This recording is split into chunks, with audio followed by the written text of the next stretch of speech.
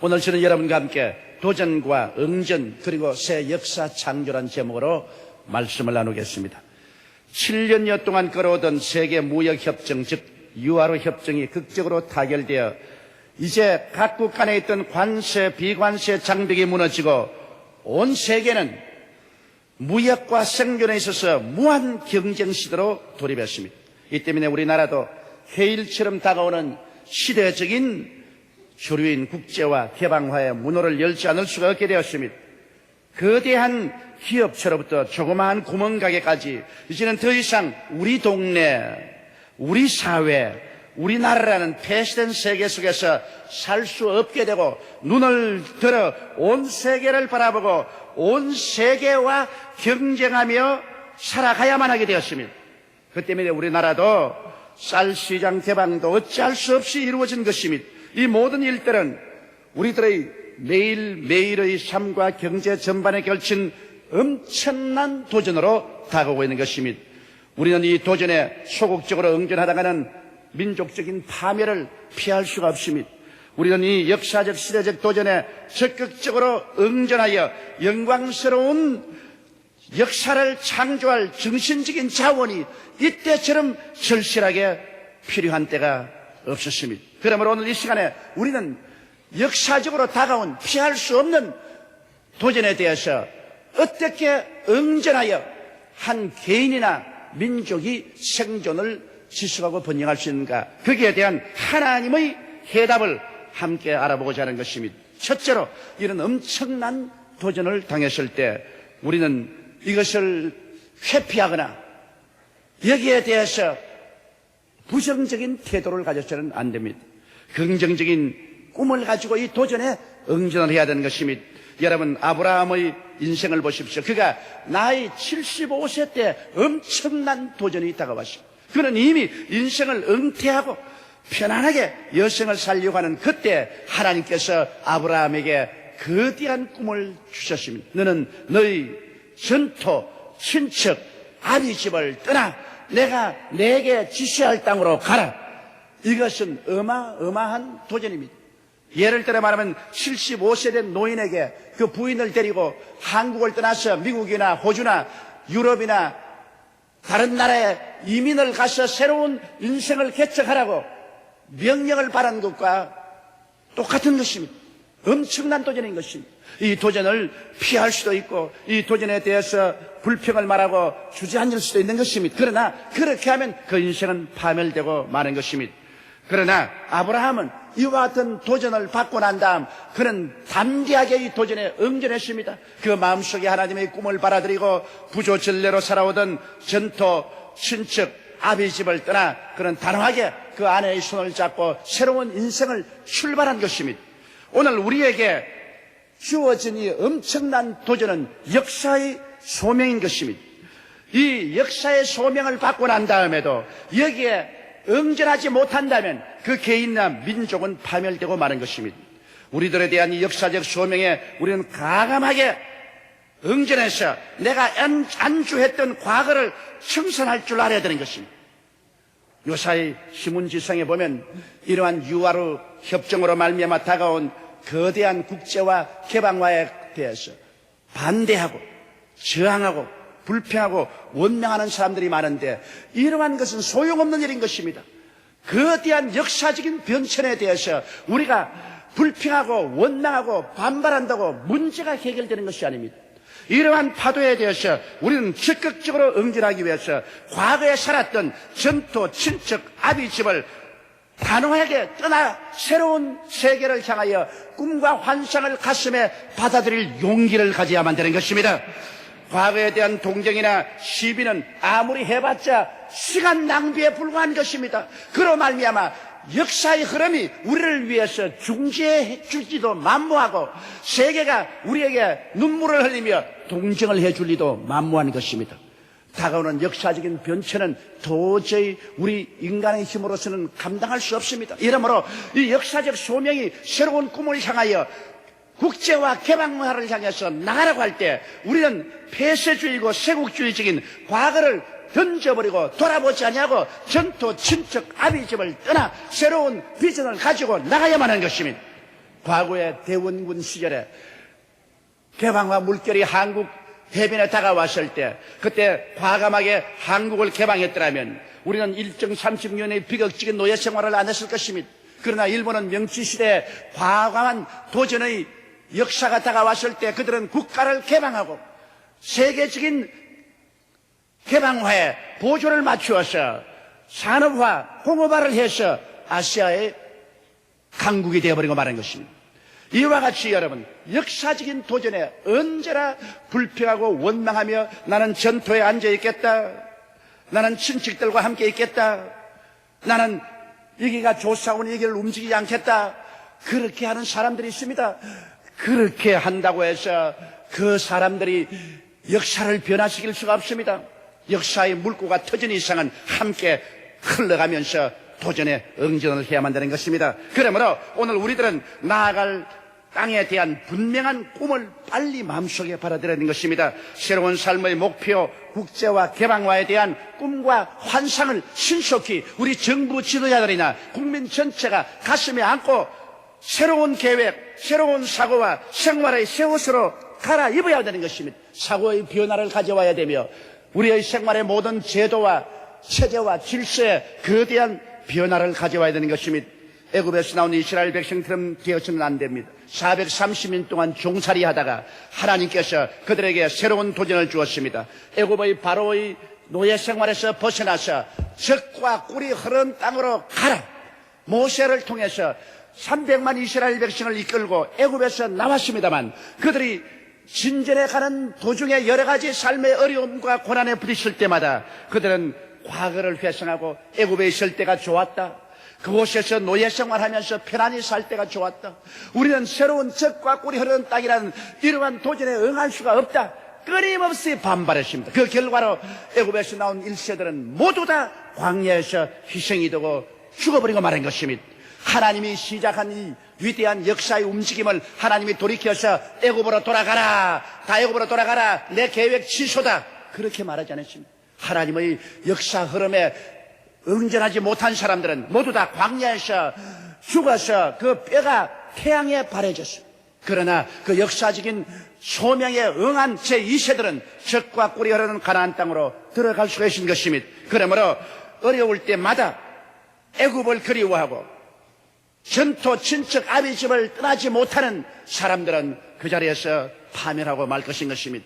이렇기 때문에 오늘 제가 여러분에게 말씀하고 싶은 것은 우리 예수 믿는 사람으로부터 위시해서 우리 국민 전체가 이 역사적인 소명, 역사적인 도전, 하나님이 역사를 통해서 온 세계에 준 새로운 꿈에 대해서 우리는 마음속에 받아들이고 담대하게 응전하는 마음을 가져야만 되는 것입니다. 이러므로 뒤를 돌아보지 마십시오. 하나님이 새 일을 창조할 때는 새 일을 받아들여야 되는 것입니다. 주님께서 십자가에 못 박여 몸짓고 피를 흘려 우리의 죄를 다스가시고 믿음으로 말미암아 구원 없는 새 일을 이루어 놓았을 때 유대인들은 이것을 받아들이지 않았습니다. 우리들은 유대의 전통을 쫓아서 구약 성경을 그대로 믿고 구약의 율법과 전통대로 우리는 살겠다. 이를 통해서 우리 하나님을 섬기겠다. 그들은 하나님이 새 일을 시작해서 새로운 세계로 불러들이는데 반발했습니다. 그 결과로 하나님께서는 유대민족을 버리고 말한 것입니다. 2000년 동안 하나님께서는 그들을 버려서 나라 없는 민족으로 유랑하게 만들어버리고 말한 것입니다. 그러나 그리스도 예수를 구주로 모셔드리고 구원을 받아들이고 하나님을 섬긴 구랍하는 하나님께서 영혼이 잘됨같이 범사에 잘되며 강건하고 생명을 얻되 넘치게 얻는 민족과 국가로 만들어주고 말한 것입니다. 하나님이 새 일을 시작할 때는 그 새 일을 과감하게 받아들이고 믿음으로 따라가야만 하는 것입니다. 옛날 일을 기억하지 말아야 되는 것입니다. 옛 일을 벗어버릴 줄 알아야 되는 것입니다. 새로운 출발을 해야 되는 것입니다. 그러므로 오늘 아브라함에게 하나님께서 내 전토 친척 아비 집을 떠나 내가 내게 지시할 땅으로 가라고 하신 것처럼 우리 민족과 세계를 향하여 이제는 새로운 국제화, 세계화, 개방화의 세계로 들어가라. 국경도 이제는 세계적으로 사라집니다. 온 세계가 한 시장이 됩니다. 온 세계가 한 일터가 됩니다. 이러한 새로운 세계화로 들어가라. 그렇게 하나님 말씀하는 것입니다. 성경에는 말세 온 세계가 단일 국가가 될 것을 말씀하라고 있는 것입니다. 이러므로 이 마지막 때가 다가오는 이 조류를 우리가 어떻게 막을 수 있는 것입니까? 태평양 바닷물을 주먹으로 쳐서 막을 수가 있겠습니까? 이러한 거대한 도전을 우리는 민족적으로 함께 신속히 받아들이게 되어야 되는 것입니다. 둘째로 이러한 도전에 대해서 우리는 강한 신념을 가지고 받아들여야 되는 것입니다. 모든 성취에는 고난이 따른 것입니다. 고난이 없는 성취는 없습니다, 여러분. 제가 어릴 때였습니다. 국민학교 다닐 때였습니다. 그때 우리 집에서 일하던 처녀가 있었습니다. 그가 우리 애들하고 같은 방에 잤는데 하루는 달이 밝은 가을에 그가 고향 생각도 나고 신세 탄핵도 나니까 그런지 몰라도 문을 열고 나가서 달빛이 비치는 캔마루에 앉아서 혼자 노래를 부르고 있었습니다. 나는 그때 깨어나서 그 시골 처녀가 우리 집에 와서 일하고 있었는데 그 노래 소리를 귀담아 들었는데 그 노래 소리가 지금도 내기에 쟁쟁합니다. 그는 울면서 훌쩍훌쩍 울면서 하는 말이 산이 높아야 골도나 깊어지. 얼마나 처량하게 산이 높으면 골이 깊어야 된다. 내 인생에 이렇게 많은 고통이 있지만은 이 고통은 나중에 높은 산의 체험을 주려고 그렇게 한다. 그러한 노래를 부르고 있어. 나는 그 노래를 들은 것이 지금도 늘 기억이 나고 내게 시험과 환난이 다가올 때 그 처녀의 모습이 떠오릅니다. 그렇다. 시험의 깊은 골짜기를 지나면 높은 산이 다가온다. 승리의 산이 다가온다. 여러분, 어떠한 개인이나 국가도 시련의 골짜기가 없이 높은 산 꼭대기의 성취가 있을 수가 없습니다. 골짜기가 없는 평탄한 삶은 언제나 높은 성취의 산 꼭대기도 없는 것입니다. 그러나 깊은 골짜기의 고난과 시련이 있으면 그 다음에 높은 산 꼭대기의 성취로 다가오는 것입니다. 오늘날 우리에게 다가오는 이 유아르 협정이라는 거대한 시련의 골짜기를 우리가 올바르게 신념을 가지고 받아들이면 이것은 우리에게 거대한 높은 산 꼭대기라는 성취를 가져올 수가 있는 것입니다. 이러므로 할 수 있다는 신념을 가져야 돼요. 할 수 있다, 하면 된다, 해보자. 유아르가 한국에 아무리 다가와도 우리는 이것을 받아들여서 소화하고 이것을 이용해서 오히려 더 나은 한국을 건설할 수 있다는 신념을 가져야 되는 것입니다. 이러한 신념이 없이는 우리는 운명을 개척할 수 없습니다. 예수님께서 벳세다 광야에 나갔는데 5,000명의 남자와 90,000명의 부녀자들이 함께 와서 예수님의 말씀을 들었습니다. 광야였었습니다. 동리가 없었습니다. 음식 먹을 곳도 없고 기가할 곳도 없습니다. 날이 어두워졌습니다. 사람들은 하루 종일 그리스도의 말씀을 듣고 난 다음 이제 돌아가려니까 배가 고픕니다. 집까지 갈 거리는 멉니다. 허기증에 나서 그들은 길거리에 들어눕고 방황합니다. 그때 예수님께서 제 아들을 부르셨습니다. 그 제자 중에 제일 지혜로운 빌립을 부르셔서 말하십니다. 빌립아, 나는 저들이 굶주려 있는 것을 원치 아니한다. 먹을 것을 주라. 빌립은 막막했습니다. 광야에 이 많은 군중이 있는데 저들에게 먹을 것을 주라고 주님께서 말씀합니다. 이걸 어떻게 감당할 수 있습니까? 이 도전을 어떻게 응전할 수 있는 것입니까? 마치 오늘날 이 벳세다 강야와 같은 그런 처지에 우리 한국이 있습니다. 아직도 한국은 산업이 선진국과 경쟁할 만큼 발전하지를 못했습니다. 우리의 모든 유통구조도 선진화되지 못했습니다. 이러한 곳에 선진국에서 물밀듯이 선진기술과 선진산업문화 이런 것이 우리 한국 해안에 다가옵니다. 여기에 대해서 우리가 어떻게 감당할 수 있는 것입니까? 광야에 서 있는 이스라엘 백성들과 같습니다. 그래서 빌립은 예수님의 말씀에 대해서 부정적인 반응을 했습니다. 여기는 광야입니다, 주님. 그리고 돈이 없습니다. 이 많은 사람에게 조금씩 먹이려고 해도 많은 돈이 필요합니다. 그런데 우리는 그 돈이 없습니다. 시간이 늦었죠. 벌써 해가 져가는데 먹일 시간도 없습니다. 그러므로 그들이 각자 집을 찾아가도록 하십시오. 우리는 먹일 수가 없습니다. 빌립은 도전에 대해서 부정적인 응전을 하고 신념을 잃었습니다. 그러나 똑같은 제자인 안드레는 달리 대응했습니다. 안드레는 생각했습니다. 아무리 광야지만은 예수님이 계시는 광야다. 빌립은 광야만 봤지 광야에 함께 계신 예수님을 보지 않으셨습니다. 빌립은 예수님을 보한 것입니다. 광야는 틀림없다. 그러나 예수님이 계신 광야니까 광야가 변하여 꽃동산이 될 수도 있다. 돈이 없지만은 예수님이 계신다. 그러므로 돈 없는 것을 빌립은 보았지만은 안드레는 돈은 없지만은 예수님이 계신다. 예수님이 계신 것을 보았습니다. 빌립은 시간이 늦은 것만 봤지만은 안드레는 시간이 늦었지만 시간을 좌우하시는 예수님이 계신 것을 보았습니다. 안드레는 인간의 힘으로 먹일 수 없다고 생각했으나 빌립은 먹일 수 없다고 생각했으나 안드레는 예수님이 계심으로 기적이 일어날 수 있다고 믿었던 것입니다. 이것이 다릅니다.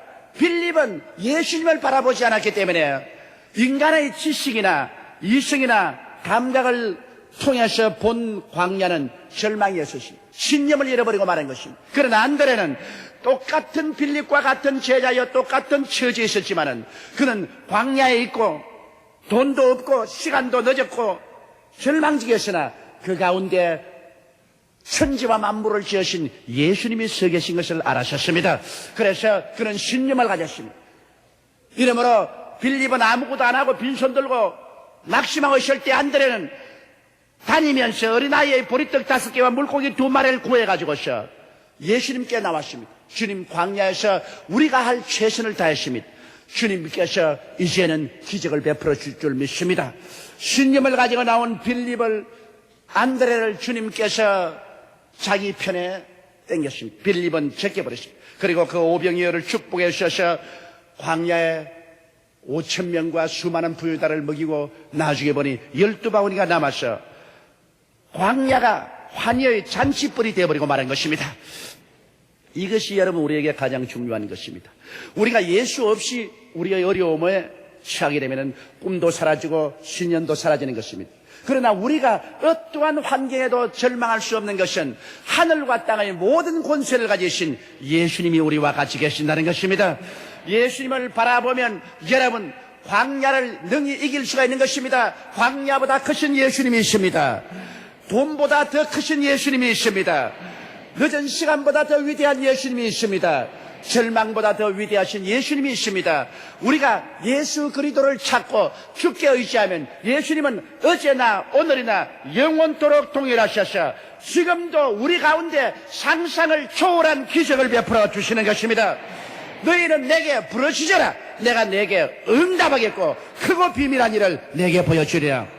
우리 한국이 소망이 있는 것은 우리 4,300만 동포 가운데 그래도 1,200만에서 약 1,400만의 크리스찬들이 있습니다.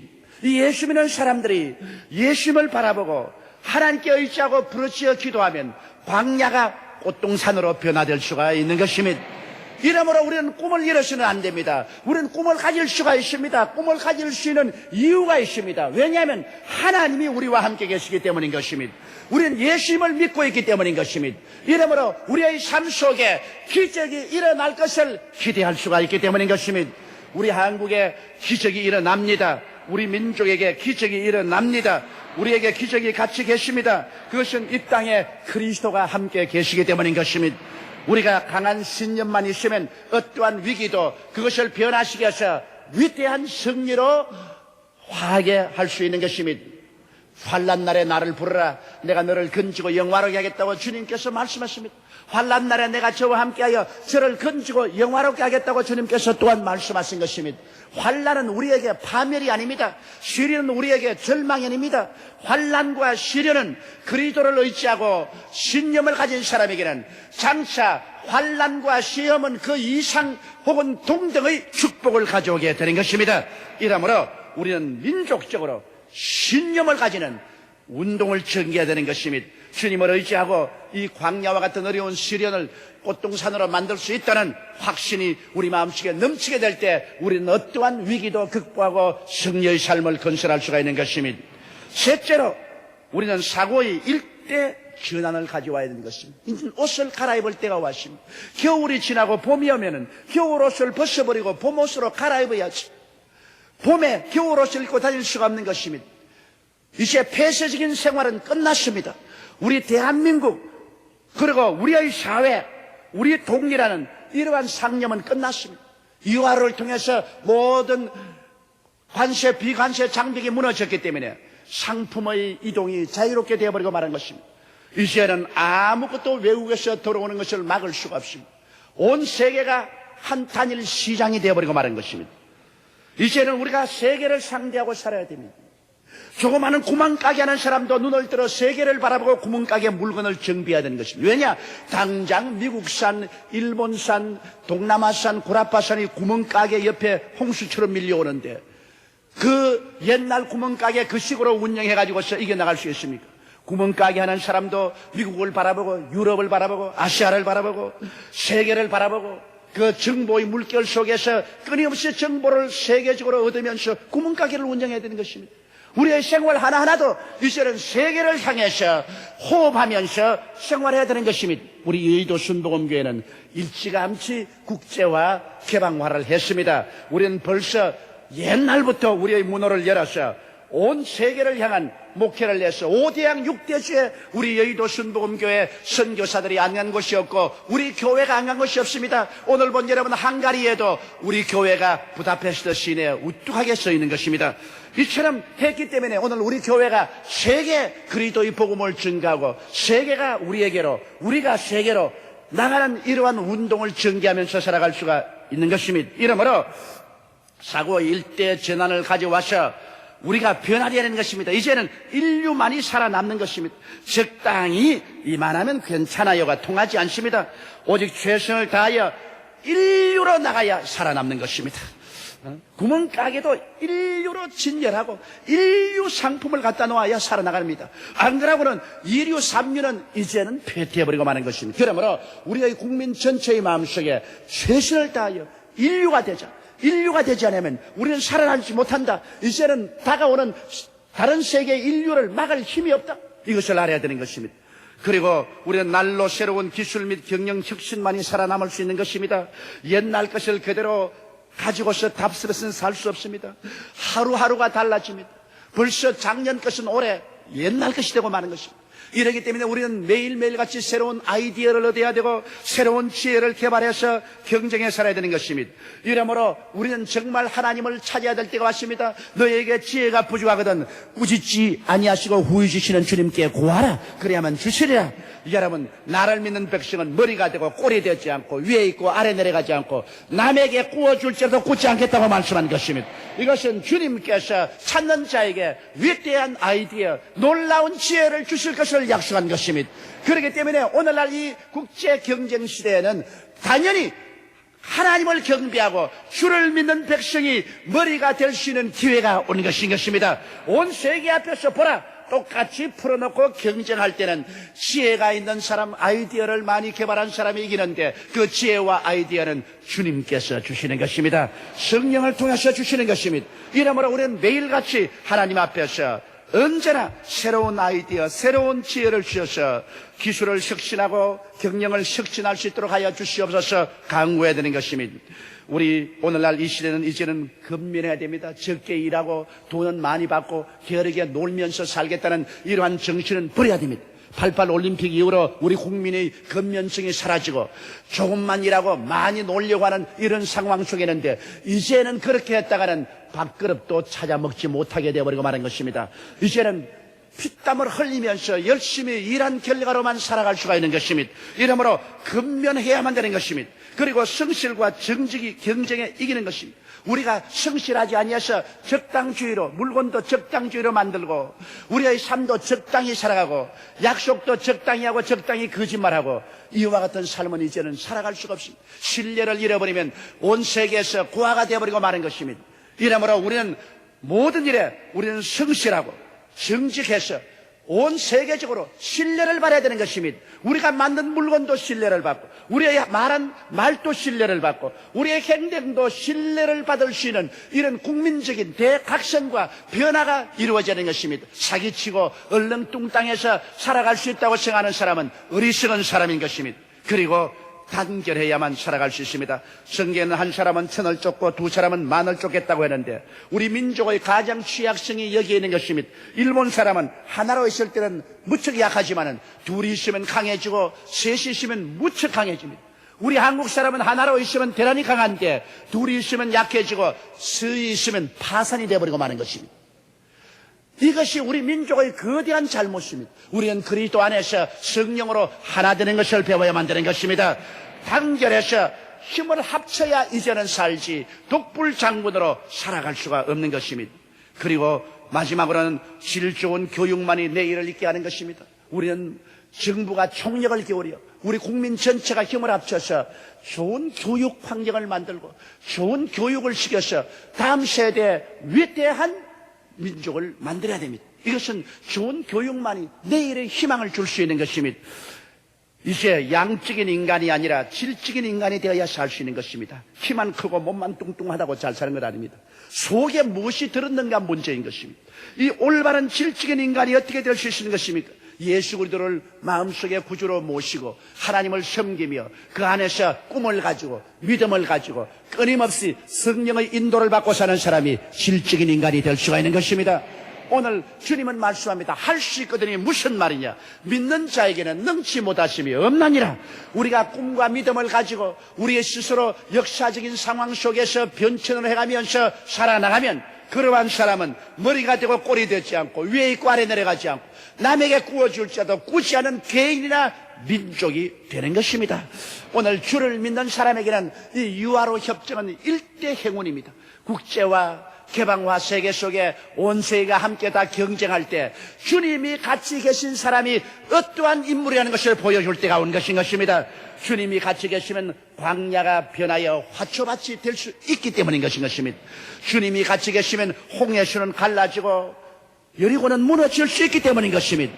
이러므로 이때야말로 우리가 더 예수 그리스도를 믿고 하나님을 찾을 때인 것입니다. 개인과 민족이 회개하고 하나님을 찾고 하나님과 손을 잡으면 우리는 어떠한 위기도 영광으로 변화시킬 수가 있는 것입니다. 우리 다 같이 고개 숙여 기도드리겠습니다. 거룩하시고 영광스러우신 우리 아버지 하나님, 우리는 개인적으로나 민족적으로 거대한 도전에 부딪히고 있습니다. 하나님 아버지여, 세계화 개방화를 통해서 선진국의 모든 문물이 우리에게 파도쳐옵니다. 하나님 우리 아버지여, 이제 성령께서 우리 성도들과 우리 민족 가운데 역사하여 주시옵시고 붙들어 주시옵시고 우리의 교회도 인류교회, 복음도 인류로 전파하는 교회가 되게 도와주시옵소서. 우리 주 예수님 이름으로 기도드리옵나이다. 아멘.